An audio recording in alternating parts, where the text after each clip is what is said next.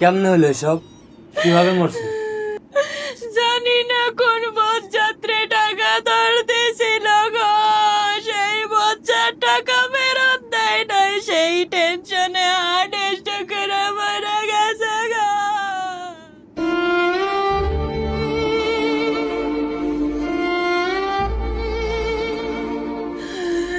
ভাবি, এই নেন ভাইতে আমি 1000 টাকা ধার নিয়েছিলাম।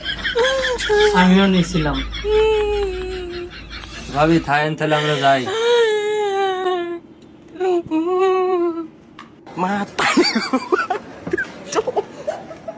সব টাকা দিছে? সব টাকা দিছে। মহিলা হইলে টাকাগুলো তো পাইলাম।